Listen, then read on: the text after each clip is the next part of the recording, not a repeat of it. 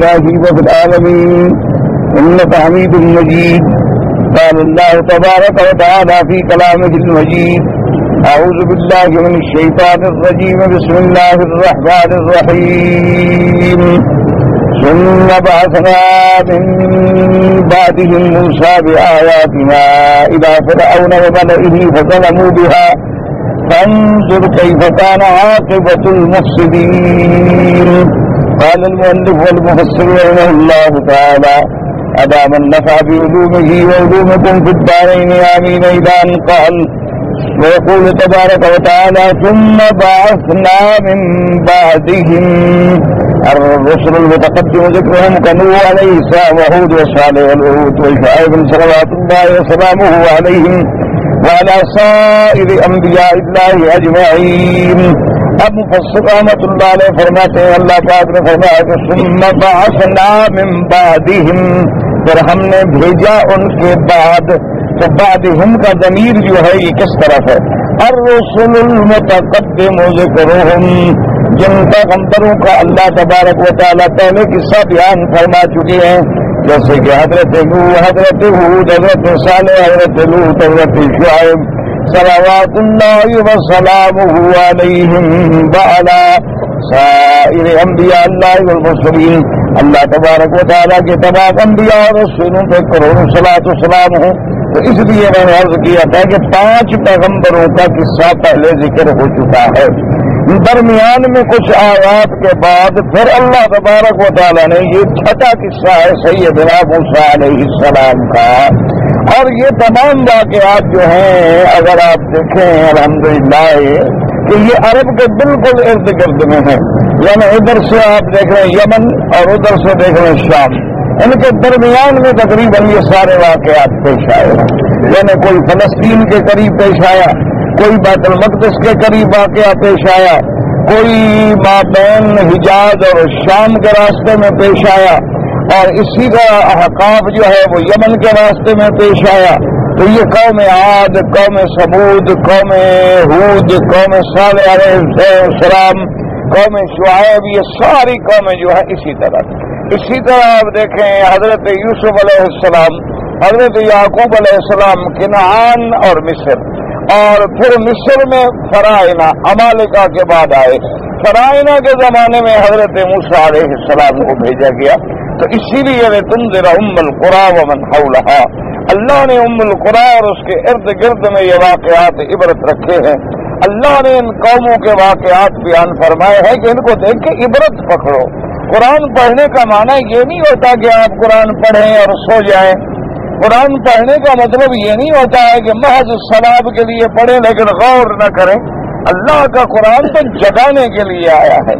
اللہ تبارک و تعالیٰ کا قرآن تو خواب غفلت میں ڈوبے ہوئے بندوں کو اٹھانے کے لیے آیا ہے کہ میرے قرآن میں غور کرو اور ان تدبر کرو کہ قوم عاد پہ اتنا سخت عذاب اللہ نے کیوں دیا، قوم ہود پہ اللہ نے اتنا سخت عذاب کیوں دیا، قوم لوط پہ اللہ نے اتنا سخت عذاب کیوں دیا. اور آپ ان واقعات کو پڑھیں اور پھر غور کریں کہ کہیں یہ بلائیں ہمارے معاشرے میں تو داخل نہیں ہو گئی، کہیں یہ گناہ جو ہے وہ ہمارے اندر تو نہیں آ گئے، کہیں ہم ان نافرمانیوں میں خود تو مبتلا نہیں ہو گئے. اور اگر ہم مبتلا ہو گئے فلن تجد لسنت اللہ تبدیلا، پھر اللہ تبارک و تعالیٰ کے جو فیصلے ہیں ان کو کوئی بدل نہیں سکتا. پھر اللہ تبارک و تعالیٰ کا عذاب کا کوڑا جو ہے وہ برستا. آپ نے کسی نے دیکھا ہوگا کہ رات جو ہے کئی ملکوں میں دکھایا انہوں نے، بعض ملک ایسے ہیں اللہ معاف فرمائے کہ ایسے بالکل یعنی ایسے بیٹھے بیٹھے آگ بھڑک اٹھی. میں نے کسی نے آگ نہیں لگائی، کسی نے آگ جلائی نہیں ہے، کسی نے آگ نہیں لگائی ہے، کوئی پیٹرول ڈال کے کسی نے آگ نہیں جلائی، بلکہ درجہ حرارت جو ہے وہ اتنا بڑھ گیا، گرمی اتنا شدت سے بڑھ گئی کہ جنگلات میں ایسے کھڑے کھڑے آگ لگ گئی اور لاکھوں تباہ و برباد ہو گئے. اللہ تبارک و تعالیٰ یہ اپنے عذاب کے نمونے دکھاتے ہیں. اور اگر ہم خواب غفلت سے بیداری نہ ہوں تو پھر اللہ تبارک و تعالیٰ ہمارے حال پہ ہیں. اسی لیے آپ دیکھتے ہیں کہ کبھی زلزلے کے عذاب آ رہے ہیں اور کبھی طوفان باد و باران، بارش اور ہوائیں، اتنا شدید طوفان ہے کہ سینکڑوں ہزاروں گھر اڑ گئے، بندے مر گئے. اچھا کہیں یہ ہے کہ بالکل پانی کا قطرہ نہیں پڑتا، لوگ بھوکے مر گئے، پیاسے مر گئے، زمینیں خشک ہو کے رہ گئی، اور کہیں ایسا پانی آتا ہے کہ لوگ طوفان میں بہ گئے، لاکھوں مر گئے۔ یہ روزانہ کے عذاب ہمارے آنکھوں کے سامنے ہے، لیکن انسان عبرت نہیں پکڑتا، انسان اس سے موعظت حاصل نہیں کرتا۔ آپ دیکھیں کہ ہر نماز کے ساتھ ہم جنازہ پڑھتے ہیں، ہر نماز کے ساتھ بعض قسمت والے جنازے کو کندھا بھی دیتے ہیں، بعض لوگ جو ہیں جنازے کو قبرستان تک بھی لے جاتے ہیں۔ ایمان سے کہیں کہ جنازہ پڑھنے کے بعد 1 منٹ کے لیے بھی آپ کو جھرجھری آئی ہے کہ میں نے مرنا ہے اور میں نے بھی اسی طرح جانا ہے؟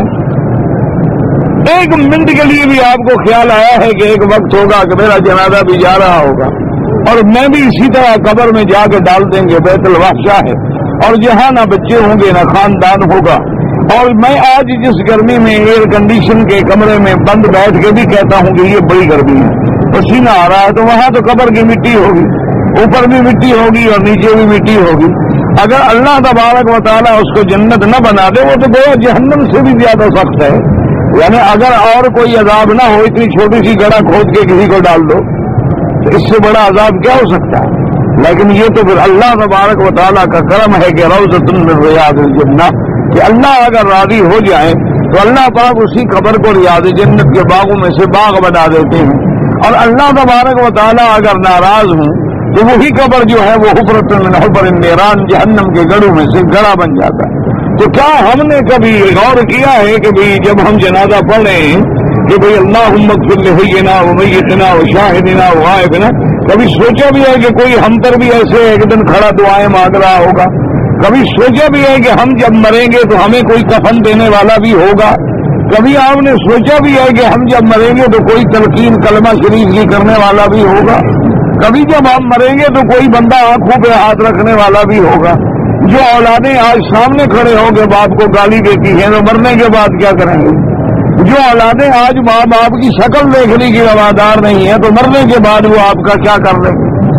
جو اولادیں آج ماں باپ کو ایک بوجھ سمجھتے ہیں، عذاب سمجھتے ہیں کہ بوڑھے گڑے پڑ گئے، جان نہیں چھوڑتے، مرتے بھی نہیں ہیں، تو وہ آپ کے مرنے کے بعد کیا کریں گے؟ تو آپ نے کیا تیاری کی مرنے کے لیے؟ کیا آپ نے توبہ کر لی؟ کیا آپ نے گناہ چھوڑ دیے؟ کیا آپ بے نمازی تھے تو نمازی بن گئے؟ کیا آپ سنت رسول کا پرواہ نہیں کرتے تھے تو اب پابند ہو گئے؟ کیا آپ کو قبر یاد آ گئی؟ اسی لیے حضور نے فرمایا کہ قبروں پہ جایا کرو، قبروں کی زیارت کیا کرو، کیونکہ قبروں کو دیکھنے کے بعد ہی تمہیں آخرت کا منظر یاد آتا ہے۔ اسی لیے علماء کرام نے لکھا ہے کہ جن کے دلوں پہ زنگ لگ جائے، جن کے دلوں پہ رائن آ جائے، جن کے دلوں میں رکت پیدا نہ ہو اور جن کے دلوں میں خشیت اللہ پیدا نہ ہو تو وہ زیادہ سے زیادہ قبروں پہ جائیں اور ان کو دیکھ کے غور کریں کہ دیکھو یہ بھی محلوں میں رہنے والے آج کہاں پڑے ہیں، یہ بھی وہ لوگ تھے کہ جو ریشمی بستروں پہ سوتے تھے اور نیند نہیں آتی تھی، آج کہاں سوئے ہوئے ہیں، اور وہ بھی پتہ نہیں کہ اندر کو ہڈیاں وڈیاں بھی بچ گئی ہیں یا وہ بھی گل سڑ گئی ہیں، وہ بھی پتہ کوئی نہیں، اور یہ بھی ہمیں پتہ نہیں کہ اندر سانپ ڈس رہے ہیں یا اللہ پاک نے کوئی مہربانی کا فیصلہ فرما دیا ہے، یہ بھی تو کوئی پتہ نہیں ہوتا۔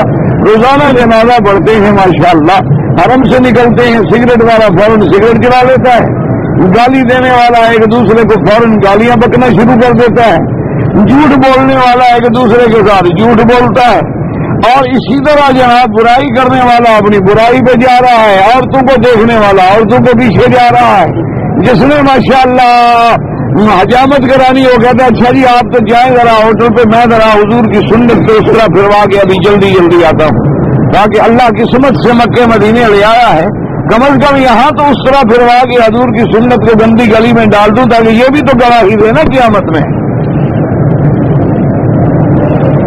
کبھی آپ کا دل کانپا،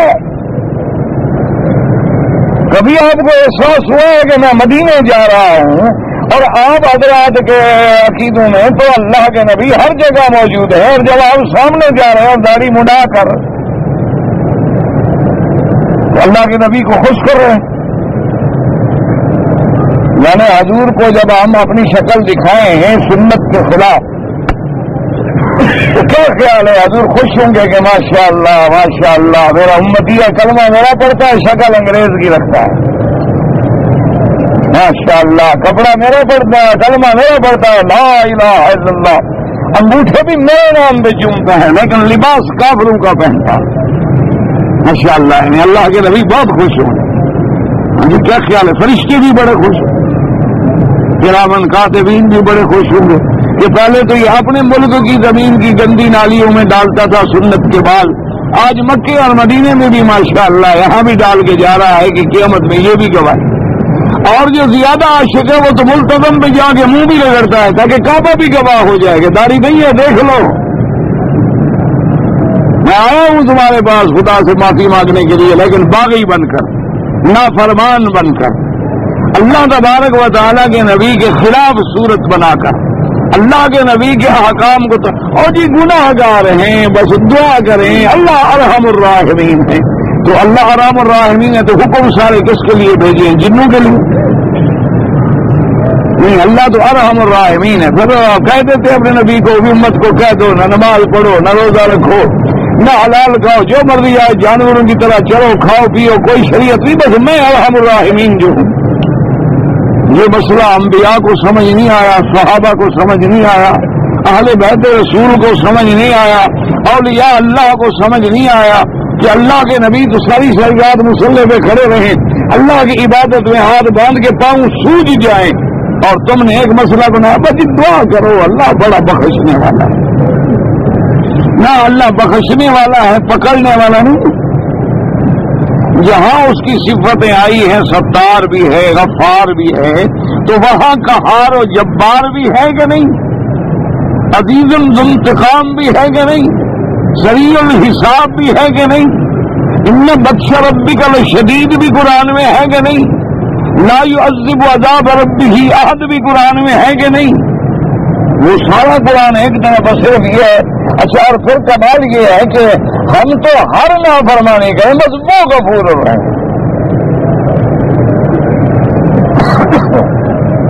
آپ اپنے جہاں نوکری کرتے ہیں نا، ملازمت کرتے ہیں، آپ اس کو کہیں کہ جناب آپ چونکہ ہمارے بڑے مہربان افسر ہیں اس لیے میں ڈیوٹی تو نہیں کروں گا لیکن تنخواہ والے دن وقت پہ آیا کروں گا، کیونکہ آپ بہت شریف افسر ہیں، آپ بہت اچھے آدمی ہیں، بڑے نرم دل ہیں، آپ کے دل میں بہت رحم ہے، میں کام کرنے تو گھر نہیں آؤں گا.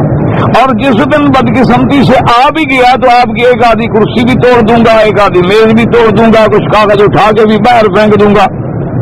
کیا خیال ہے کتنے دن آپ کو نوکری پہ رکھا جائے گا؟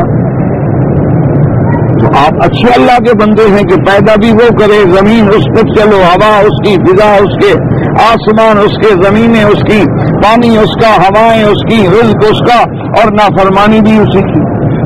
اور پھر اس کے بعد یہ توقع بھی کرو جی بس غفور الرحیم. اس لیے یاد رکھو ایمان ہے بین الخوف والرجاء، رحمت کی امید ہو تو پکڑنے کا بھی ڈر ہو. اس لیے حضرت عمر فرماتے تھے کہ اللہ کی آمد میں اعلان کر دے کہ ساری دنیا جنت میں جائے گی، صرف ایک بندہ جہنم میں جائے گا. حضرت عمر فرماتے تھے میں ڈرتا ہوں کہ پتہ نہیں وہ بندہ میں نہ ہوں. اور اگر اللہ اعلان کر دے کہ سارے جہنم میں جائیں گے، صرف ایک بندہ جنت میں جائے گا، تو حضرت عمر فرماتے ہیں میں امید کرتا ہوں پتہ نہیں وہ میں ہوں، اللہ مجھے اپنی رحمت سے جنت بھیج دے. تو یعنی اللہ کا خوف بھی ہو اور اللہ کی رحمت پہ امید بھی ہو. انسان سے غلطی ہو جائے تو کچھ حیا بھی ہو، کچھ شرم بھی ہو، کچھ مکے مدینے کے آداب کا خیال بھی ہو. اللہ تبارک و تعالیٰ کے گھر میں آ رہے ہیں، وہ کہتے ہیں نا جی کہ ایک بہروپیہ تھا وہ بزرگ بن کے بیٹھ گیا تو بادشاہ بھی دھوکے میں آ گیا. بادشاہ آیا زیارت کے لیے اور اس نے کچھ اشرفیاں پیش کی تو اس نے انکار کر دیا. دوسرے دن دربار میں آیا، السلام علیکم جی انعام دیں. اس نے کہا انعام کس بات کا؟ میں تو وہی بہروپیہ ہوں، آپ کو دھوکہ دیا، کل آپ میرے پاس نہیں آئے تھے دعا کروانے کے لیے؟ میں تو بہروپیہ ہوں، میں تو پیر فقیر تھوڑا ہوں. اس نے کہا پاگل کل تمہیں میں سونے کی اتنی تھیلی دے رہا تھا. اس نے کہا جن کو مسلح پہ بیٹھا تھا حیا آتی تھی کہ اس کی شکل بنائی ہے تو دھوکہ کیسے؟ شرم آ. تو ہمیں مکے مدینے کی اتنی شرم بھی نہیں آتی کہ چلو بھی ہفتے کے لیے آئے ہیں ہفتے ہی شرم کر لیں. سمجھ لیا پھر ڈرامے میں بھی لوگ ڈرامہ کرتے ہیں نا، کبھی باپ بن جاتے ہیں، کبھی بیٹا بن جاتے ہیں، کبھی بھائی بن جاتے ہیں، کبھی روتے ہیں، کبھی ہنسنے. چلو اللہ بھی ایسے ڈرامہ ہی کر لو، مکے مدینے میں آ کے تم تو شکل سنت والی بنا لو.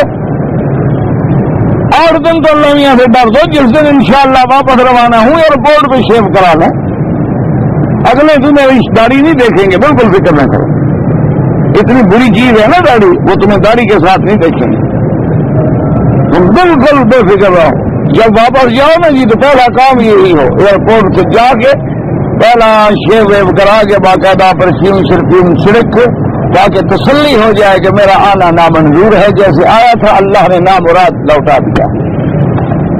ایک بات ہمیشہ یاد رکھیں، جیسے آئے ہو اسی طرح جاؤ تو سمجھ لو کہ مورے لگ گئے، کھوٹا ہو۔ میرا بیٹا اگر یورپ پڑھنے جائے واپس آئے سوٹ پہن کے آتا ہے کہ نہیں؟ ٹیبل پہ بیٹھ کے کھانا کھاتا ہے، کانٹا پکڑتا ہے، چھری پکڑتا ہے، اس پر یہ تہذیب فرنگی کا اثر ہوتا ہے، تم پہ مکے مدینے کا بھی نہیں ہوتا۔ کیا مطلب؟ وجہ اس کی کوئی وجہ بتاؤ، یا تو یہی ہے کہ مکہ مدینہ بوڑھا ہو گیا یا اثر ختم ہو گیا۔ کیا خیال ہے؟ کعبہ شریف کو ہزاروں سال گزر گیا ہے، نہیں پرانا ہو گیا۔ مدینہ منورہ بھی اب 1400 سال 1500 سال گزر گئے، کیا خیال ہے آپ کا؟ تو اب ہم نیا کعبہ بنائیں، نیا مدینہ ڈھونڈیں۔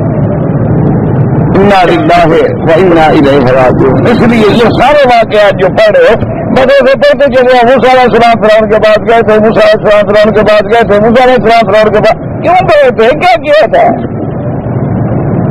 فرعون کیا تھا؟ کیا تم وہ فرعون تو نہیں بن رہے ہو؟ فرعون نے جیسے کمزوروں پہ ظلم کیا، کیا تم کمزوروں پہ ظلم تو نہیں کر رہے ہو؟ فرعون نے جیسے بنو اسرائیل پہ عذاب توڑے ہیں، کیا تم اپنے مزدوروں پہ، ہاریوں پہ، مزاروں پہ، غریبوں پہ عذاب تو نہیں توڑ رہے؟ فرعون نے جیسے اپنی جیلیں بنائی ہوئی تھی، کیا تم نے بھی تو وڈیروں نے اور سرداروں نے اپنی نجی جیلیں تو نہیں بنائی ہوئی؟ فرعون جیسے ان سے صرف کام لیتا تھا، کیا تم اپنے مزدور، اپنے ہاری، اپنے مزورے سے کام لے کے سارا مسئول اور سارا کچھ زمین سے جو آتا ہے لے لیتے ہو؟ کیا تم وہ ظلم تو نہیں کر رہے؟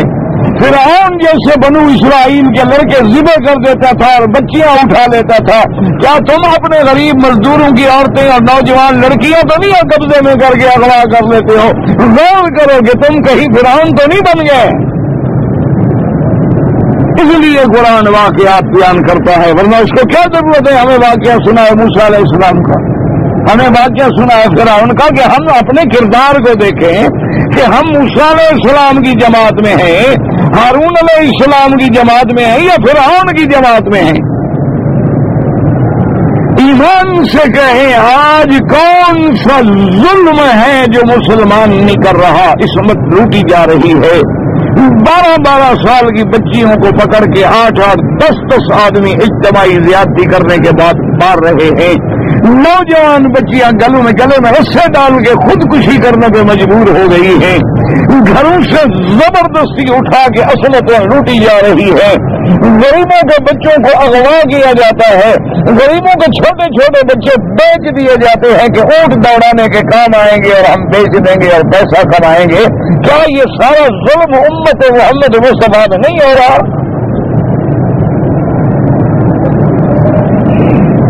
ٹھنڈے دل سے غور کریں، ہم غور کریں، تدبر کریں کہ کیا یہ سارے واقعات ہماری آنکھوں کے سامنے نہیں ہو رہے؟ کیا آج قدم قدم پہ سود کا کاروبار نہیں چل رہا کہ پوری دنیا کے ہر بندے کو جوئے میں اور سود میں ڈال دیا گیا ہے؟ کہیں بپسی بیچنے کے نام پہ جوا کھیلا رہا ہے، کہیں کوکا کولا بیچنے کے نام پہ جوا کھیلا جا رہا ہے، کہیں جناب کوئی دودھ بیچنے کے نام پہ جوا کھیلا جا رہا ہے، کہیں بینکوں میں اکاؤنٹ کھولنے کے نام پہ جوا کھیلا جا رہا ہے، کہیں کاروں کے نام پہ جوا کھیلا جا رہا ہے۔ ہر قوم کو کرپشن میں، جوئے میں، سود میں، حرام میں اتنی الجھا دیا گیا ہے کہ آپ اگر حج پہ بھی آئیں تو آپ سے 8 مہینے پہلے پیسے لے کے بینکوں میں سود پہ رکھے جاتے ہیں، اور وہ سود کا پیسہ ہے جو پھر آپ پہ خرچ ہوتا ہے۔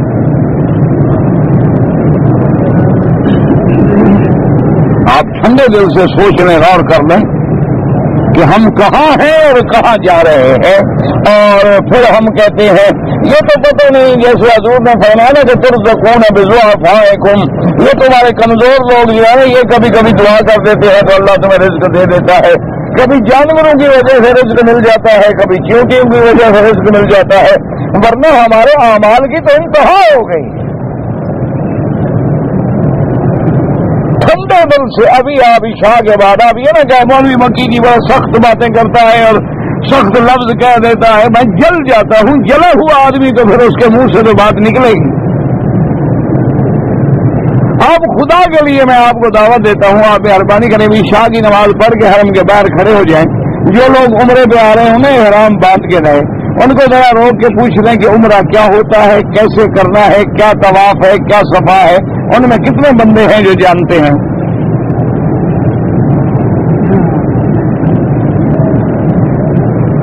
عمرے پہ آنے والے حضرات جو عمرے پہ آ رہے ہیں اتنے پیسے خرچ کر کے آ رہے ہیں اور وہیں سے کندھا نکالا ہوا ہے جہاں سے احرام باندھا ہے، وہیں سے کتنے آدمی ہیں جو احرام باندھے ہوئے اور ناف نظر آ رہی ہے، چادر ناف سے نیچے ہے، دیکھنے والے پر بھی لعنت، دکھانے والے پر بھی لعنت، آیا عمرے پہ ہے۔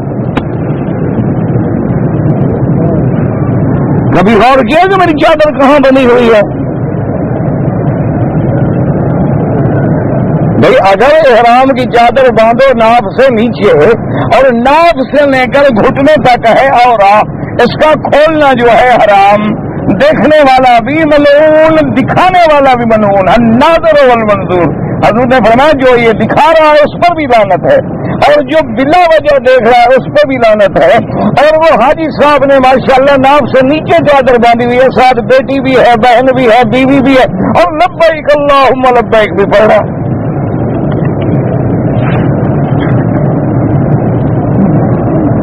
یہ کون سا عمرہ ہے خدا کے لیے مجھے سمجھائے، یہ کون سا عمرہ؟ امام سے کہیں کہ جتنے ہمارے عمرے والے حضرات آ رہے ہیں، جب آپ اللہ کے کعبے میں کھڑے، چھوڑے مولوی مکی کو، مولوی مکی تو 2 ٹکے کا آدمی بھی نہیں، تمہارے پاؤں کے برابر بھی نہیں، تم اللہ کے مہمان ہو، میں تو بدکردار آدمی ہوں۔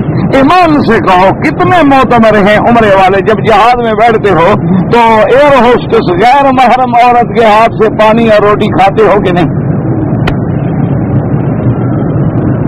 یہ جائز ہے عمرے والے کے لیے؟ ہاں جی، عمرے والے کو اپنی بیوی کی پنڈلی دیکھنی جائز ہے احرام میں، اپنی بیوی کی، تو دوسری عورت کی جو دیکھ رہا ہے ماشاءاللہ ایئر ہوسٹس صاحب کی، اور ماشاءاللہ کھانا کھا کے وہ جو ٹشو ہے، پرفیوم کا رومال ہے، وہ بھی ہاتھ پہ ماشاءاللہ استعمال کر رہا ہے، عمرہ کدھر گیا؟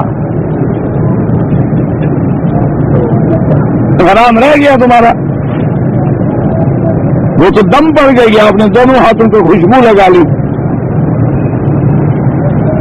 احرام میں تو خوشبو لگانا حرام ہے۔ اچھا آپ نے احرام باندھا ہے اپنے ملک سے ماشاءاللہ، اور آپ چلے ہیں وہاں سے 6:30 بجے، اللہ کی رحمت سے مغرب کی نماز بھی ختم، عشاء کی نماز بھی ختم، آپ یہاں پہنچے رات کو 11-12 بجے، تھکے ہوئے سو گئے، فجر کی نماز بھی ختم، تو ایسے عمرے کا فائدہ؟ اس عمرے کا دھیلے کا فائدہ نہیں اگر ایک فرض نماز چھوڑ دو، اس سے بہتر ہے عمرہ نہ کرو۔ سمجھو مسئلہ، عمرہ نفلی عبادت ہے اور نماز فرض ہے، عمرہ چھوڑ دینے سے کوئی گناہ نہیں ہے، اور ایک نماز چھوڑ دینے سے بندہ کافر ہو جاتا ہے۔ اگر ایک نماز تم پابند صوم و صلاۃ ہو اور تمہاری بیوی نماز نہیں پڑھتی، وہ تو کافر ہو گئی، نکاح کیسے رہا؟ کافر عورت سے نکاح جائز ہے؟ اچھا جب نکاح نہ رہے تو جو اولاد پیدا ہوگی وہ اولاد حلالی ہے؟ اسی لیے تو بیٹے ماشاءاللہ باپ پہ جوتا اٹھائے ہوئے ہیں نا، اسی لیے آپ دیکھ رہے ہیں نا ماشاءاللہ لڑکی جوان ہوتی ہے تو فوراً نوکر کے ساتھ عشق کر لیتی ہے، کتنی لڑکیاں ہیں جو نوکروں کے ساتھ بھاگ گئی؟ کیوں؟ وجہ بھی لڑکی ہے، ماں باپ اچھے ہیں، شریف ہیں، سب کو جانا کہ لڑکی کیوں نہ فرمان ہو گئی، لڑکا کیوں نہ فرمان؟ وجہ کیا ہے کہ گھروں میں نماز نہیں، گھروں میں دین نہیں، گھروں میں حلال و حرام کا پتہ نہیں، بیوی کو حیض و نفاس کے مسائل کا پتہ نہیں، خامد کو پتہ نہیں کہ فرائض غسل کتنی ہیں، واجبات غسل کتنی ہیں، تو بیوی کیا جانتی ہوگی بیچاری جب شوہر کوئی نہیں آتا؟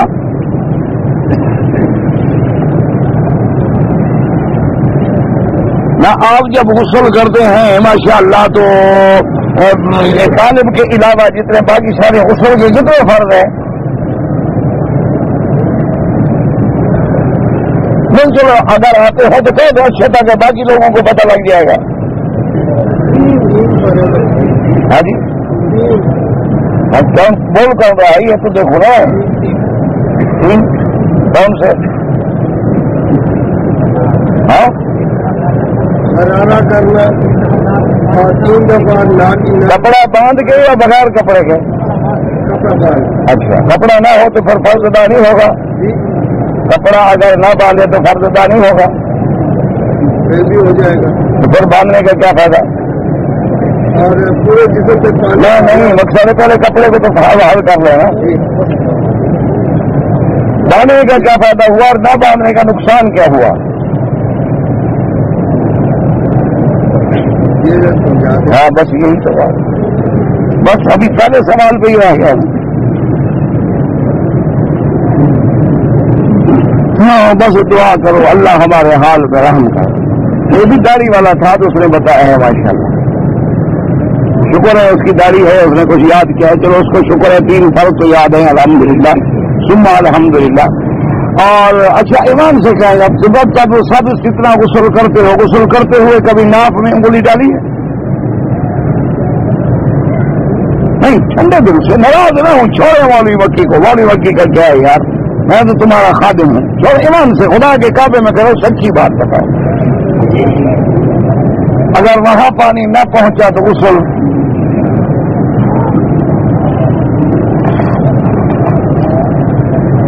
پانی پہنچانا ہے سارے بدن میں، تو ناف بدن کا حصہ ہے، باہر ہے ناف. اچھا چلو ایک اور مسئلہ بتاؤ تمہیں آسانی ہو یاد ہوگا، یہ بس یار جن کی داڑیاں ہیں یہ داڑھی کا یہ نیچے والا حصہ دھونا فرض ہے واجب ہے سنت ہے؟ یہ بتا دینا یار 50 ریال انعام. خدا کا شکر کرو مولوی پیسے دے، قیامت کی نشانی ہے کہ نہیں، ورنہ مولوی تو لیتا ہے نا، مولوی کبھی دیتا ہے، ہم تو مردے سے بھی لے لیتے ہیں. نہیں یہ مسئلے پر ہاں وہ پیپسی پہ نہیں دے رہا ہے نا صاحب، مسئلہ سمجھو، وہ بیچ رہا ہوں، یہاں میں نے بیچا کیا؟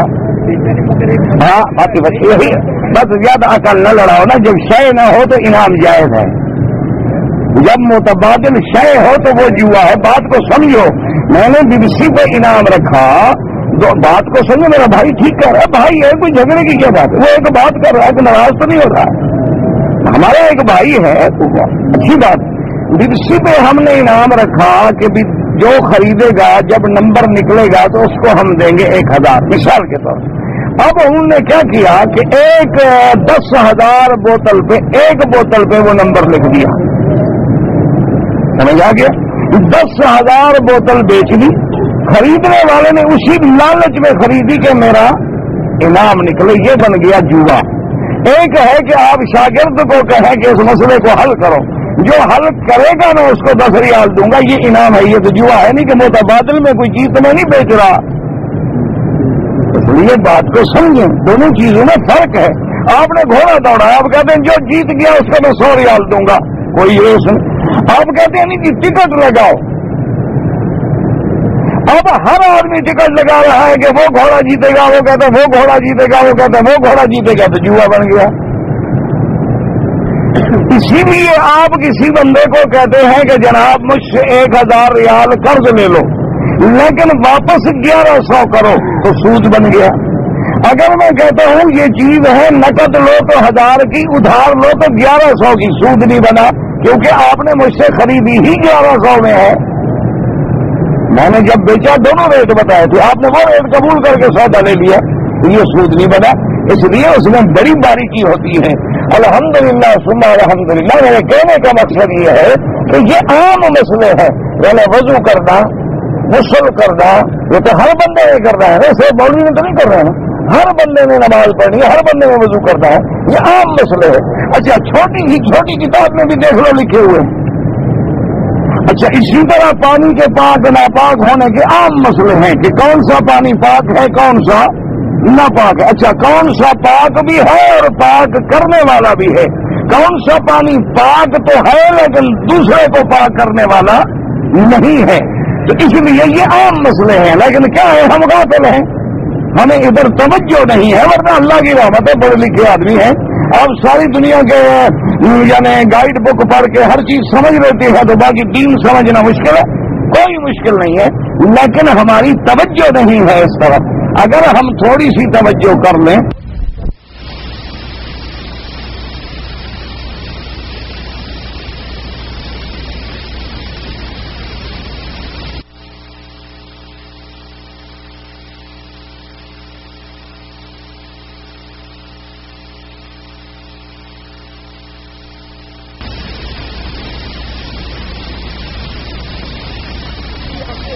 کہ بھئی آپ نے غسل کرنا ہے, کیا پانی یہاں پہنچا کہ نہیں پہنچا؟ اچھا میرے ہاتھ میں انگوٹھی تھی, کیا میں نے اس کو ہلایا یا نہیں ہلایا؟ پانی اس کے نیچے گیا یا نہیں گیا؟ اگر میری بیٹی نے ناخن پالش لگائی ہوئی تھی تو کیا ریموو کی کہ نہیں کی؟ ورنہ وہ تو تا جمی ہوئی ہے, نیچے پانی نہیں جائے گا. اچھا کوئی بندہ رنگ کا کام کرتا ہے, آئل پینٹ ہے, ہاتھ پہ لگ گیا, پانی اوپر بہاتے رہو, اندر پانی نہیں جائے گا.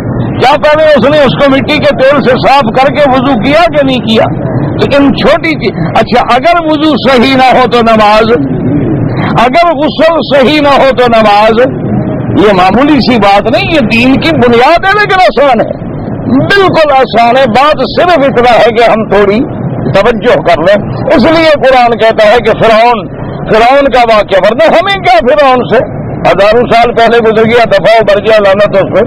کیوں کہ کیا ہم فرعون والے کام تو نہیں کر رہے, ہم اپنے مزدوروں پہ ظلم تو نہیں کر رہے, ہم اپنے ماتحت پہ ظلم تو نہیں کر رہے, ہم اس کو وقت پہ تنخواہ دے رہے ہیں کہ نہیں دے رہے, ہم تنخواہ 8 گھنٹے کی دے کے 10 گھنٹے کا کام تو نہیں دے رہے, ہم اس کی مجبوری سے فائدہ تو نہیں اٹھا رہے, ہم نے جو کام طے کیا تھا اس کے علاوہ کوئی ناجائز کام تو نہیں دے رہے, ہم اپنے ملازم سے تو گندا کام کراتے ہیں, وہ کام اپنے بیٹے سے کرانے کے لیے ہم تیار نہیں ہیں. تو کیا مطلب ہے, آخر کیا تفریق ہے کہ وہ قبط سے کام نہیں کرواتے تھے اور بنو اسرائیل سے کام. یعنی اگر حمام دھلوانے ہیں, سڑکیں دھلوانی ہیں, گندے کام کرنے ہیں تو بنو اسرائیل ہی کریں, اور کرسیوں پہ بیٹھنا ہے, آرڈر کرنا ہے تو فرعون کی قوم کریں. تو کیا وہ تفاوت ہمارے اندر تو نہیں آ گیا؟ اس لیے اللہ نے ہمیں واقعات سنائے ہیں کہ ثم بعثنا من بعدہم. جب قرآن پڑھو تو غور کرو, ورنہ ہم نے تو نبی پاک کا کلمہ پڑھا, ہمیں موسیٰ علیہ السلام کے قصے کی کیا ضرورت تھی؟ ہم نے تو کلمہ پڑھا لا الہ الا اللہ محمد رسول اللہ.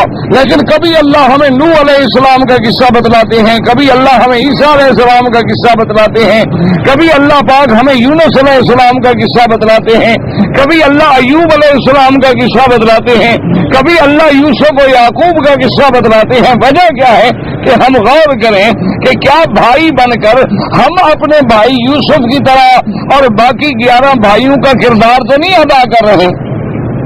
ہم اپنے بھائی کو خود تو کنویں میں نہیں ڈال رہے, ہم اپنے بھائی کو خود تو کھوٹے پیسوں میں نہیں بیچ رہے, ہم تو اپنے بھائی کو مزار مصر میں کھڑا کر کے غلام بنا کے سودا تو نہیں کر رہے.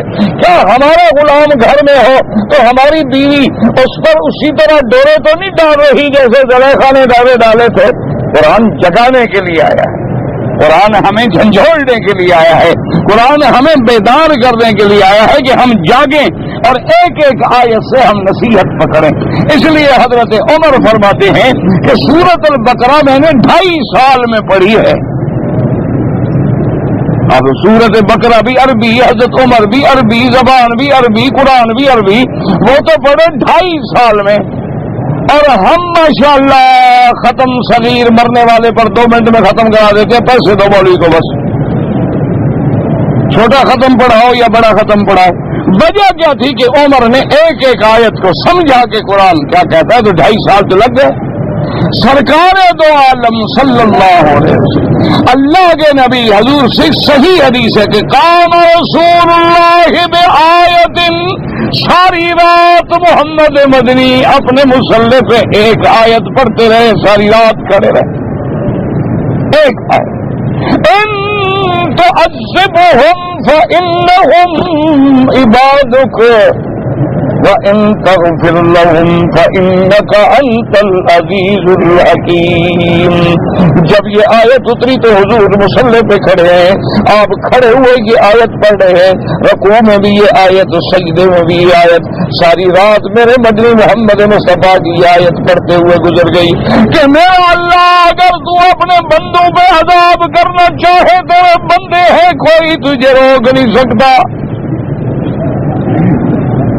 ان تعذبهم فإنهم عبادك، یہ تیرے بندے ہیں، تیری مخلوق ہے، تو اگر اپنی مخلوق پہ عذاب کرے تو کون تجھ سے پوچھ سکتا ہے؟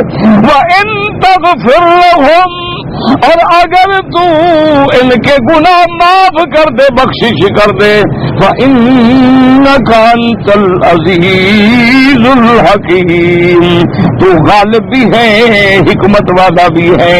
اور یاد رکھو کہ یہاں بخشنے کے بعد غالب کی صفت کیوں لگائی گئی اور حکیم کی صفت کیوں آئی؟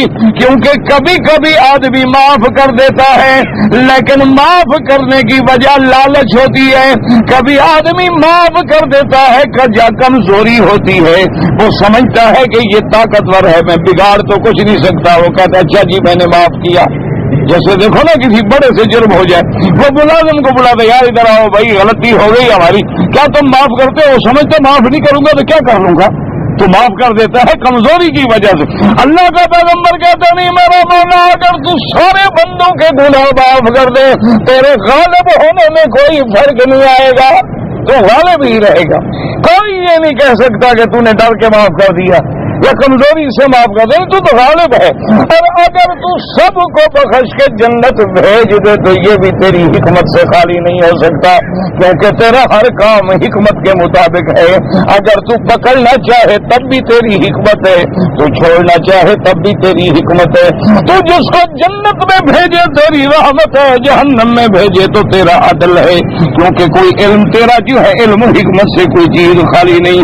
اس لیے قرآن جگاتا ہے کہ وہ لوگوں جاگو، ثم بعثنا من بعدهم، کہ ہم نے ان پیغمبروں کے بعد جن کے قصے تم نے پڑھے ہیں، حضرت نوح علیہ السلام، حضرت ہود علیہ السلام، حضرت صالح علیہ السلام، حضرت شعیب علیہ السلام، حضرت لوط علیہ السلام، ان کے بعد ہم نے موسیٰ علیہ السلام کو بھیجا۔ کس کی طرف بھیجا؟ فرما الی فرعون وملئہ، ہم نے فرعون اور اس کے سرداروں کی طرف بھیجا، کیونکہ یہ سنت اللہ ہے۔ اللہ تبارک و تعالیٰ کا حکم ہے کہ سب سے پہلے طاقتوروں کو ڈراؤ، سب سے پہلے جباروں کو چیلنج کرو، سب سے پہلے جو دنیا میں بڑے طاقتور ہیں ان کو جا کے میرا قرآن سناؤ، ان کو جھنجھوڑو اور جگاؤ۔ اس لیے موسیٰ علیہ السلام سے، اسی لیے میرے مدنی پاک نے سب سے پہلے قریش کو چیلنج کیا۔ اللہ نے حکم دیا کہ وَأَنذِرْ عَشِيرَتَكَ الْأَقْرَبِينَ، میرا مدنی آپ نے ڈرانا ہے، سب سے پہلے اپنے رشتہ داروں کو ڈرائیں، سب سے پہلے قریبیوں کو ڈرائیں، سب سے پہلے مکے کے رؤساء کو ڈرائیں، سرداروں کو ڈرائیں۔ اللہ کے نبی نے وہی سے کام شروع کیا، اس لیے موسیٰ علیہ السلام بھی سب سے پہلے فرعون کے پاس ہے۔ اب مفسر رحمۃ اللہ علیہ فرماتے ہیں موسیٰ بآیاتنا، اللہ نے موسیٰ علیہ السلام کو بھیجا لیکن ایسے نہیں بھیج دیا۔ اللہ نبیوں کی عزت کا خود محافظ ہے، اللہ نبیوں کی عظمت کا خود محافظ ہے، اپنے پیغمبروں کو معجزے دیتے ہیں، آیات دیتے ہیں، حجج دیتے ہیں، براہین قاطعہ دیتے ہیں تاکہ دشمن کوئی مقابلہ نہ کر سکے۔ بآیاتنا بحججنا ودلائلنا البینۃ الی فرعون، کھلے ہوئی دلائل، کھلے ہوئے معجزے دے کے موسیٰ علیہ السلام کو بھیجا۔ کہاں بھیجا؟ الی فرعون، وَهُوَ مَلِكُ مِصْرَ فِي زَمَنِ مُوسَىٰ علیہ السلام. یہ فرعون جو تھا لقب ہے، یہ اس وقت بادشاہ ہے مصر میں، مصر کا بادشاہ ہے. وَمَلَئِهِ، ملا سے مراد قوم بھی ہے، اور ملا سے مراد وہ ہوتا ہے بڑے بڑے سردار. بڑے ان کو ملا کیوں کہتے ہیں؟ یملؤون اعین الناس، یملؤون قلوب الناس من الہیبۃ. عربی میں کہتے ہیں ملا، کہ یہ سردار جو ہیں ان کو دیکھنے سے آنکھیں بھر جاتی ہیں، لباس بہت، اور آدمی کا ڈر کے مارے روب سے آنکھیں بھر جاتی ہیں، اس لیے کہتے ہیں ملا. اور بعد میں فرمایا ملا سے مراد قوم ہے. اللہ پاک نے بھیجا لیکن فظلموا بها. اللہ فرماتا ہے کہ فرعون نے اور اس کی قوم نے کیا کیا کہ میرے موسیٰ علیہ السلام کا انکار کر دیا، میرے مدی میرے موسیٰ علیہ السلام کی نبوت کو نہیں مانا. وَجَحَدُوا وَكَفَرُوا بِهَا ظُلْمًا مِّنْهُمْ وَإِنَادًا، اور انہوں نے کفر کیا، انہوں نے اپنے جانوں پہ ظلم کیا. کیوں کیا کفر؟ میرے موسیٰ میں کوئی قصور تھا؟ نہ موسیٰ تو سچا نبی تھا، لیکن ان کے دلوں میں عناد تھا، بغض تھا. اس لیے قرآن کہتے ہیں وَجَحَدُوا بِهَا وَاسْتَيْقَنَتْهَا أَنفُسُهُمْ ظُلْمًا وَعُلُوًّا فَانظُرْ كَيْفَ كَانَ عَاقِبَةُ الْمُفْسِدِينَ. اللہ فرماتا ہے انہوں نے انکار کیا. کیوں؟ ظلم اور بڑائی. وہ سمجھنے لگے ہم تو بڑے ہیں، ہم کیسے موسیٰ علیہ السلام کو مان لیں. اللہ نے فرمایا میرا مدنی پھر دیکھو نتیجہ کیا نکلا ان نہ ماننے والوں کا، ان فرعون اور فرعون کی قوت کا انجام کیا نکلا، ان مفسدین کا انجام کیا نکلا. الذین صدوا عن سبیل اللہ وکذبوا رسلا. وہ ظالم جن لوگوں نے موسیٰ علیہ السلام سے لوگوں کو روکا، اللہ کے رسولوں سے روکا، تکذیب کر ڈالی. اے انظر یا محمد صلی اللہ علیہ وسلم کیف فعلنا بهم واغرقناهم عن آخرهم بمرعى من موسیٰ وقومه. اللہ نے فرمایا میرا مدنی دیکھو غور کرو. اب یہ واقعہ حضور کے سامنے تو نہیں، لیکن جب اللہ بتلا رہے ہیں تو کیا شبہ ہو سکتا ہے؟ مانا نظر عبرت دل کی آنکھوں سے دیکھو کہ پھر ہم نے فرعون اور ان کی قوم کے ساتھ کیا کیا، کیسے ہم نے ان کو دریا میں غرق کر دیا.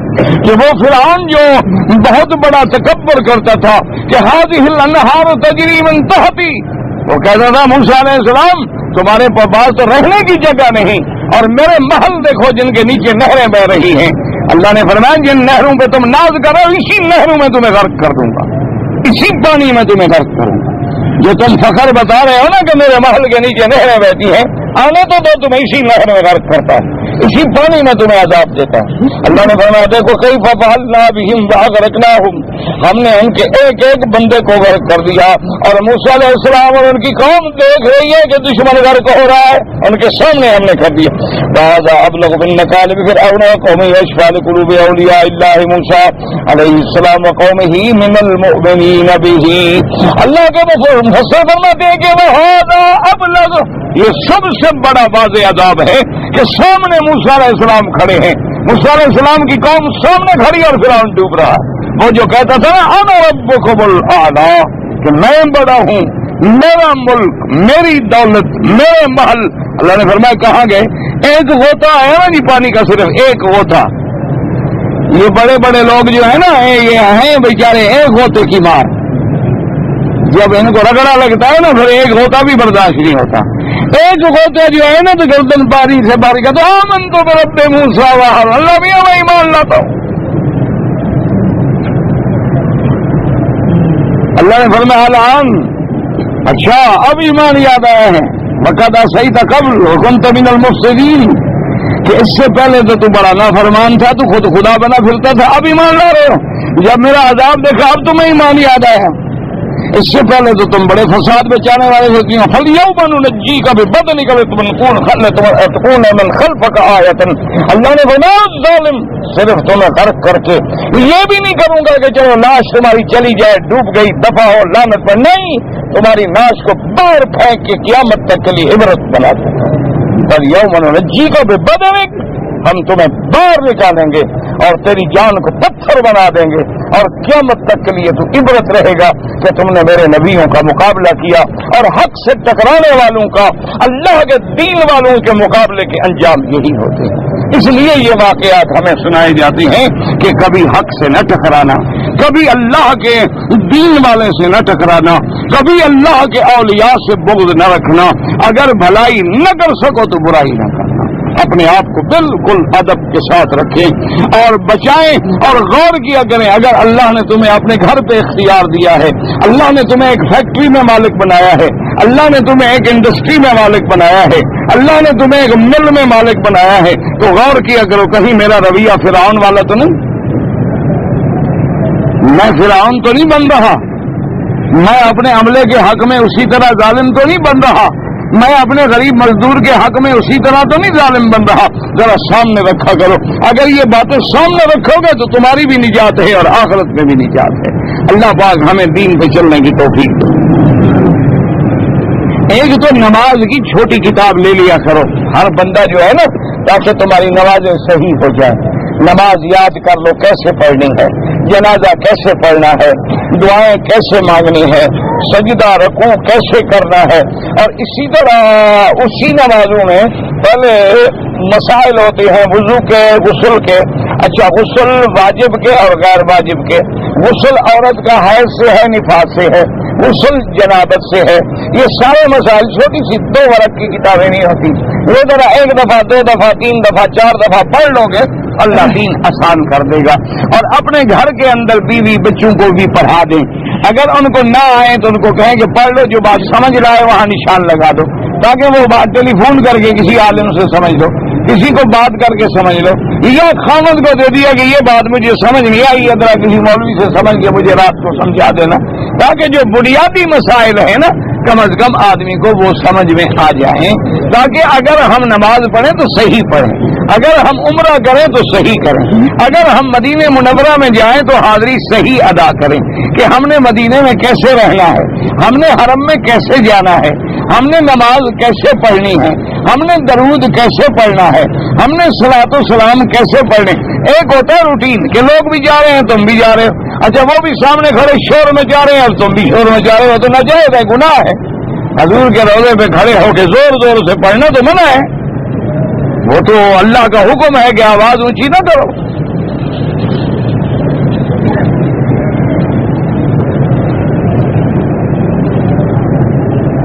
اگر بارش ہو جائے اور آدمی گھر سے نہ نکل سکے تو کیا اپنی بیوی کے ساتھ کھڑے ہو کے نماز پڑھ سکتا ہے؟ بالکل پڑھ سکتا ہے، کیوں نہیں پڑھ سکتا؟ آپ امام بن جائے، بیوی بچوں کو پیچھے کھڑا کر کے نماز پڑھ۔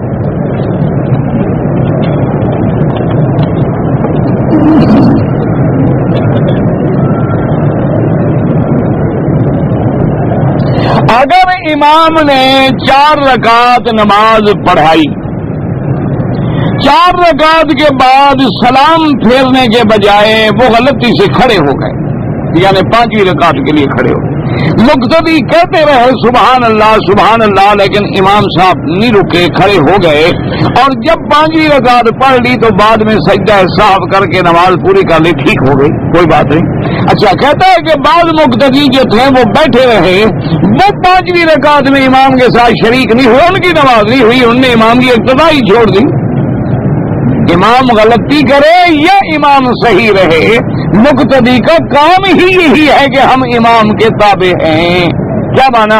اگر امام سے غلطی ہو جائے، امام سجدہ سہو کرے گا، ہم مقتدی بھی سارے کے سارے سجدہ سہو کریں گے، حالانکہ ہم نے غلطی تو نہیں کی، لیکن ہم امام کے تابع ہیں۔ اچھا، امام کا وضو ٹوٹ جائے تو نماز ختم ہو جائے تو ہماری خود بخود ختم ہو گئی، جب امام نے نماز توڑ دی تو ہم کیا کریں؟ ہماری نماز جو ہے وہ امام کے تابع ہے۔ اسی لیے تو اللہ تبارک و تعالی 5 وقت ہمیں ایک امام کے پیچھے کھڑے ہو کے عین اس کے تابع ہونے کا درس دیتے ہیں، بلکہ اتنے سخت حکم ہے کہ جب تک امام سر نہ اٹھائے تم سر نہ اٹھانا۔ اچھا، ایک اور بات یاد رکھو، بہت غلطی ہو رہی ہے، میں اکثر دیکھتا ہوں اور مجھے بھول جاتی ہے، اللہ آپ کو بھی ہدایت دے، اللہ مجھے بھی ہدایت دے۔ امام صاحب کھڑے ہو کے نماز پڑھاتے ہیں عشاء کی مقام ابراہیم کے پیچھے، ٹھیک ہے؟ اچھا، عشاء کی نماز ہو گئی، اب اگر جنازہ ہو جائے تو لوگ وہی امام کے آگے صفے بنا کے کھڑے ہو جاتے ہیں، ان کی نماز نہیں ہوتی اور باقی کی نماز بھی وہ خراب کر رہے ہیں۔ جو صفے امام کے آگے بنے گی وہ نماز نہیں ہوگی. یاد رکھو، یعنی حجر اسود کی جو پٹی ہے نا جی، اس سے لے کر اس کونے تک اگر کہیں بھی آپ کھڑے ہو جائیں گے تو نماز نہیں ہوگی. اور اکثر جہاں کھڑے ہیں وہی اللہ، امام پیچھے کھڑا، مقتدی آگے کھڑا. خدا کا خوف کرو بھائی. اب یہ تو اتنا آسان مسئلہ ہے کہ ہر بچے کو جانتا ہے کہ ابھی امام آگے ہوگا مقتدی پیچھے ہوگا. یہ تو نہیں کہ مقتدی آگے ہوگا اور امام، واضح مسئلہ ہے، کون سا مشکل مسئلہ. لیکن کیا ہے کہ جی ہم 4 قدم آگے کیسے جائیں، بس جنازہ ہو گیا یہی کھڑے ہو جا، اللہ اکبر. یہ تو دیکھو امام ہمارے پیچھے تو نہیں کھڑا. یہ بہت بڑی غلطی.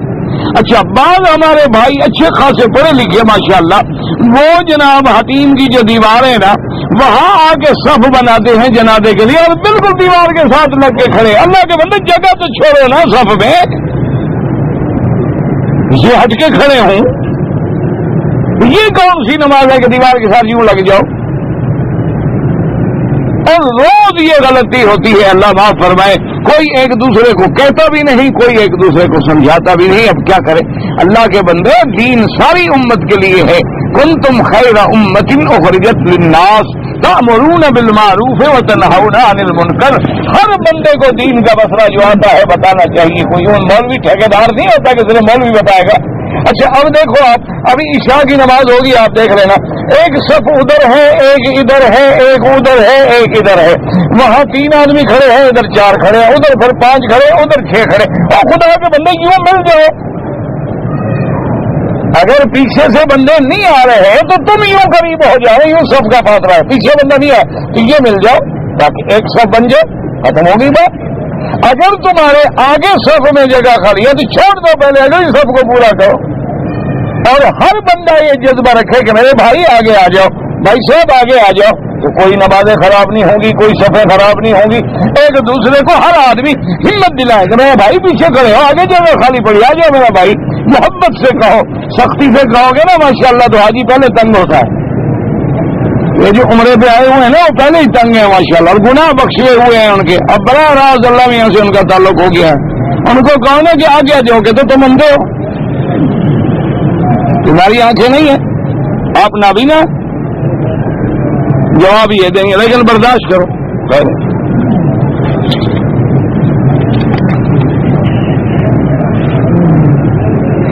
شوہر اور بیوی دونوں مل کے آپس میں جماعت کر سکتے ہیں، باقی سارے کام کر سکتے ہیں، جماعت کیوں نہیں کر سکتے؟ میں باقی کام کا مسئلہ بھی کبھی پوچھا مجھ صاحب سے. وہ جو غلط ملت کام ہے وہ کر سکتے ہیں، اچھا نیکی والا کام نہیں کر سکتے میرے ساتھ. اللہ کے بندے کیوں نہیں کر سکتے؟ اصل پتہ ہے لوگ کیوں ڈرتے ہیں؟ کہتے ہیں مولوی یہ جب شوہر بن گیا امام تو وہ تو بن گیا ماں باپ. وہ ماں باپ نہیں بنتا، شوہر ہی رہتا. بالکل گھر میں جماعتیں کیا کرو تاکہ گھر آباد ہو، اللہ کا ذکر ہو، اللہ کا قرآن ہو. اللہ تبارک و تعالیٰ تمہارے نمازوں سے وہ نماز سیکھیں گے، ان کو احساس ہوگا کہ ہم نے نماز کیسے پڑھنی ہے. بس ایک فکر کرنا کہ امام تم بننا، کہیں بیگم کو آگے نہ کھڑا کر دینا ڈر کے مارے. جیسے بازار میں ہوتا ہے نا بیوی آگے اور خاوند پیچھے. ہاں بالکل. تو کہیں وہاں بھی ڈر کے مارے گا بیوی بیگم آگے آ جائے وغیرہ. یہ 2 منٹ آگے کھڑے ہو جائے گا، آگے پیچھے پھر تو پیچھے ہی چلتے رہو انشاءاللہ. جیسے یتیم بچے جاتے ہیں نا ماں باپ کے پیچھے، ایسے یتیم شوہر ہوتے ہیں بیچارے، چپل بھی یہ اٹھاتے ہیں، وہ پھینک کے گیٹ پہ چلی جاتی ہے. اس کو پتا ہوتا ہے پیچھے نوکر آ رہا ہے، سروینٹ بڑا.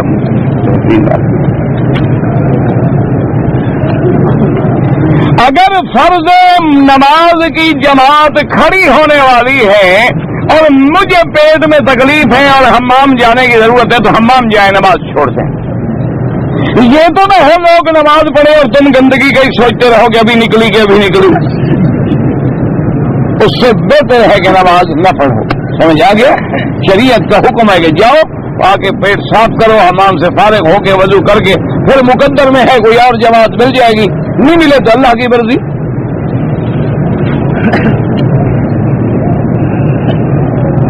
اگر کوئی نفل نماز پڑھ کے کسی کو ثواب دے تو انشاءاللہ اللہ دیں گے.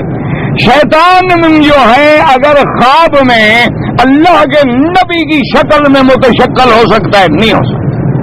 اللہ نے اپنے نبی کو محفوظ رکھا.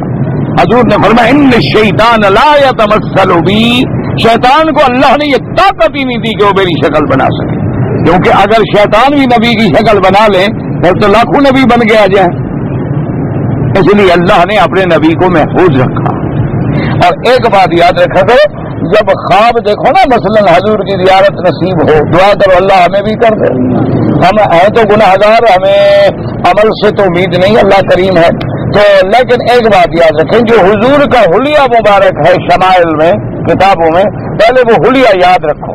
اس حلیے کے مطابق زیارت ہو تو سمجھو کہ زیارت خیر ہے، ورنہ یہ ضروری نہیں ہوتا کہ حضور پاک کی زیارت. اور دوسری بات یہ ہے کہ جس کو محبوب کی زیارت ہو، زیارت کے بعد اس کے عمل میں بھی تبدیلی آتی. اس کی دیکھیں نا، جب آپ حضور کی زیارت نصیب ہو جائے، حضور پاک کے چہرے مبارک پہ داڑھی اپنے آنکھوں سے دیکھ لو، پھر بھی شیو کراؤ تو یہ زیارت تو نہ ہوئی نا. یہ کون سی زیارت ہوئی؟ یہ کوئی زیارت نہیں، یہ ایسے بات ہے، خواب ہے. ورنہ جب آدمی آنکھوں سے دیکھ لے خود حضور کی شکل مبارک، پھر اس کے بعد تو امتی ہے، کلمہ پڑھنے والا ہے، کتنا گناہگار ہو، پھر تو ڈر جاتا ہے نا. پھر تو اس کے دل میں دعا کریں اللہ ہمیں صحیح زیارت نصیب کرے. اگر کوئی امام چاروں اماموں کی کٹھی پیروی کرے تو 2 کشتیوں پہ پاؤں رکھ کے دریا عبور کر کے دیکھ لے، سمجھ آ گئی؟ 2 کشتیاں کھڑی کر کے ایک پاؤں اس پہ ایک اس پہ اور دریا میں چلا جائے، پھر نتیجہ دیکھ لو.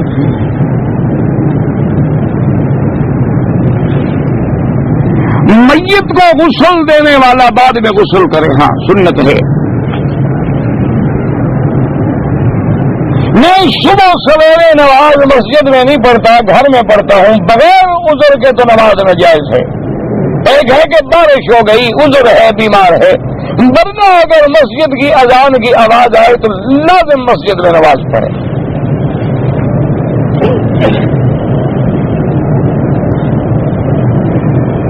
میری بیوی حج اور عمرے میں نقاب استعمال کرتی ہے. بھائی اگر آگے آدمی ہو تو پردہ ڈال لے، آدمی نہ ہو تو پردہ ہٹا لے.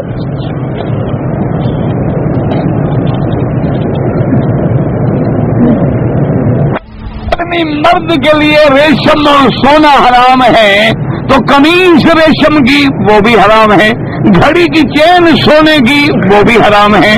صرف دانت سونے کا لگوانا جائز ہے، کیونکہ وہ مجبوری ہے کہ منہ کے اندر اور کوئی دھات ہو تو بدبو ہو جاتی ہے، سونا ہو تو بدبو نہیں ہوتی، اس لیے شریعت نے اجازت دی ہے. اپنے فجر کی 2 رکعت سنت نہیں پڑھی، جماعت کھڑی تھی، جماعت میں مل گئے، اب سلام پھیرنے کے فوراً بعد 2 رکعت پڑھ لیں، سنت تو جائز ہے، اور سورج نکلنے کے بعد پڑھیں تو جائز ہے. اسے 2 سجدے کرتے ہیں. والدین کی قبر پہ جا کے قرآن پڑھو، قبر پہ جا کے قرآن پڑھنا جو ہے وہ ثابت نہیں ہے. آپ جہاں بھی قرآن پڑھو ثواب تو اللہ نے دینا ہے. اگر قبر پہ بھی پڑھو تو آپ ثواب اپنے ہاتھ سے اندر تو نہیں ڈالیں گے، ثواب کون پہنچائے گا؟ اللہ پہنچائے گا، دور سے بھی اللہ پہنچاتے ہیں. وہاں پر صرف مغفرت کی دعا کریں، عبرت پکڑیں. السلام علیکم یا دار قوم المؤمنین انا انشاءاللہ بکم لاحقون انتم الصادقون اہل الاثر یغفر اللہ لنا ولکم. یہ جو دعائیں احادیث میں موجود ہیں وہ مانگیں، بالکل جائز ہے. زکوٰۃ کی رقم دیتے ہوئے ہمیں ضروری ہے کہ غریب کو بتائیں؟ بالکل ضروری نہیں. تمہارے دل میں نیت ہو کہ میں زکوٰۃ دے رہا ہوں، اگلے کو بتانے کی کوئی ضرورت نہیں ہو.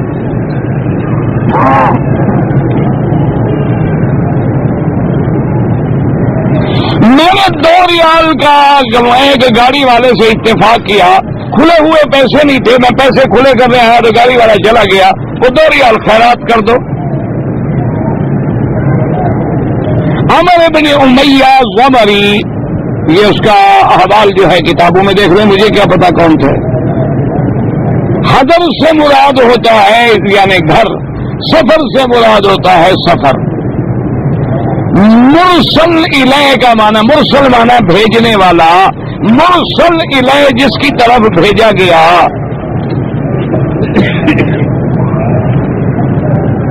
نماز جمعہ سے پہلے خطبہ جب شروع ہونے سے پہلے اذان ہو جائے تو ہم 4 سنت پڑھ لیں، بالکل پڑھ لیں، اور نماز کے بعد جو ہے 4 رکعت سنت پڑھیں یا 6 پڑھیں، تمہاری مرضی ہے۔ احناف کے نزدیک، باقی ائمہ کے نزدیک صرف 2 رکعت پڑھ لیں، وہ تو جتنی پڑھو گے اتنی ثواب ہے۔ ظہر کے بعد میں نے طواف الوداع کر لیا اور پھر عصر کی نماز پڑھنے کا موقع مجھے حرم میں مل گیا، عصر پڑھ کے چلا گیا، کوئی حرج نہیں۔ منتظم پہ موقع مل جائے تو منتظم پہ سینہ لگا کے دعا مانگ سکتا ہوں، بالکل جائز ہے، سنتیں مانگ سکتے ہیں۔ جو لوگ زندہ ہیں ان کے لیے عمرہ اگر انہوں نے کہا ہو، وصیت کی ہو، ورنہ اپنے لیے عمرہ کریں، ان کے لیے دعا کریں۔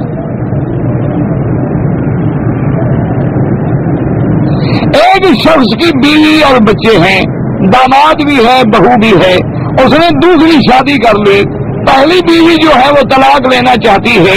بہرحال پہلی بیوی پہ ظلم نہ کرو، انصاف کرو، تو طلاق کیوں لے گی؟ تم پہلی بیوی کو طلاق پر مجبور کر رہے ہو نا، ورنہ کون عورت ہے جو اپنے بیوی پہ اپنی اولاد کے باوجود طلاق لے؟ بہرحال کوشش کرو دونوں بیویوں میں عدل کرو، اگر دونوں میں نہ بنے ان کو علیحدہ رکھو، دونوں کے حقوق ادا کرو اور اس کو ہر ممکن کوشش کرو کہ طلاق نہ لے۔ اس کے باوجود اگر وہ بغیر کسی تمہارے قصور کے طلاق لینا چاہتی ہے تو قیامت میں وہ مجرم ہوگی۔ قرآن میں امام ابو حنیفہ رحمۃ اللہ علیہ فرماتے ہیں کہ نماز نہ پڑھی جائے، باقی امام احمد بن حنبل رحمۃ اللہ علیہ کے نزدیک عین خطبے میں بھی 2 رکعت پڑھ سکتے ہیں۔ حرم کے باہر رکھا تھا، چوری ہو گیا۔ اللہ سارے ملکوں میں لڑکی کو لڑکا بنا رہے ہیں اور لڑکے کو لڑکی بنا رہے ہیں، تو اسی لیے اللہ کا عذاب کیوں ہے؟ ایسے آخر راستہ تو ہم بنا رہے ہیں نا، تلاش کر رہے ہیں، تو آہستہ آہستہ جب گناہ ہمارے پورے ہو جائیں گے تو پکڑ آ جائے گی۔ ویسے نہ بھی بناؤ تو لوگوں کو شوق بھی ہے بننے کا۔ آپ دیکھیں نا، لڑکیاں لڑکوں کے لباس پہنتی ہیں اور لڑکے جو ہے ماشاءاللہ وہ لڑکیوں والے کپڑے پہنتے ہیں، سرخیاں لگاتے ہیں، میک اپ کرتے ہیں، ہاتھوں میں چین ڈالتے ہیں، گلے میں چین ہے اور جناب بالے ڈالے ہوئے ہیں، عجیب ہے ماشاءاللہ۔ انہیں پہ اللہ کے نبی نے لعنت کی ہے۔ یہ بھی آیا لیکن عمرہ نہیں کیا، اب عمرہ بھی کرو، ایک بکری دم بھی ادا کرو۔ یہ سنت الانبیاء ہے، حضور سے پہلے بھی مسواک انبیاء نے استعمال فرمایا ہے۔ اور